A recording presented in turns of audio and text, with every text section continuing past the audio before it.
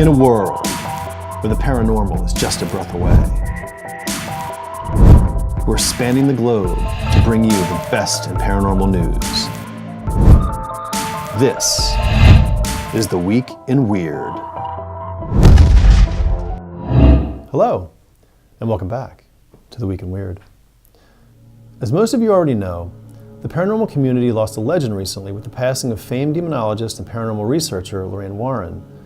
But in an eerie coincidence, just hours before her death, an object tied to Lorraine's legacy was on its way to a new home.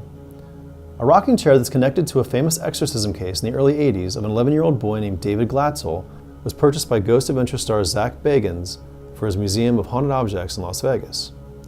Both Lorraine and her husband Ed were called in to help with David's exorcism. The chair, often referred to as the Devil's Rocking Chair, was in David's home at the time. It was known to move on its own, levitate, and sometimes disappear and then reappear again. Both Lorraine and David claimed to see the devil himself sitting in the chair. Zach is said to have purchased the chair for a whopping $67,000, and one can assume that it will be on display shortly. For those in the Las Vegas area or planning to be there soon, you can check the chair out at Zach's Haunted Museum. But whatever you do, don't sit on it. Because according to legend, all who sit in the chair will be cursed. And sadly, now neither Ed nor Lorraine will be able to help you out if the legend proves true. And now, it's time for Cryptid Corner. Cryptid Corner, Cryptid Corner, Cryptid Corner. This week, Cryptid Corner takes us to the Himalayan mountains along the border of China and Nepal. On April 29th, the mountaineering expedition team for the Indian Army used Twitter to show off pictures of footprints that they claim belong to the elusive Yeti. These photos were taken near Makalu Base Camp, 12 miles south of Mount Everest. The photos showed deep footprints in the snow, which the tweet indicates measured 32 inches by 15 inches. Naturally, the photos were met with skepticism and mocking on Twitter. But belief in the Yeti has deep roots in the Himalayan region. The Yeti is a common figure in Nepalese folklore. It was once worshipped as the god of the hunt. In 1951, English explorer Eric Shipton also photographed a large footprint in the snow that he strongly believed belonged to a Yeti.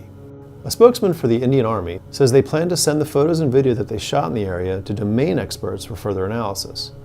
The team will be back in the area next month, so perhaps they'll come across more evidence to support their claims.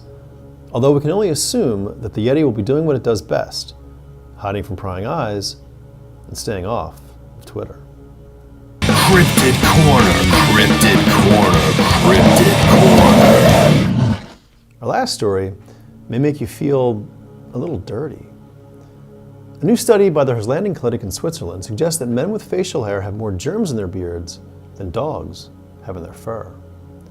Seeking to find out if humans and dogs could use the same MRI scanner without hygiene issues, researchers tested 30 dogs and 18 men and compared the amounts of microbial bacteria in their beards and fur. They found that the dogs tested had significantly lower bacteria counts in their fur than the men had in their beards, and on the basis of their findings concluded that dogs can be considered clean compared to bearded men. Further, 7 of the men tested had so much bacteria in their beards that they were actually at risk of getting themselves sick.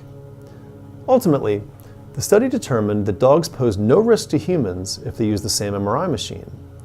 But the converse may not be true.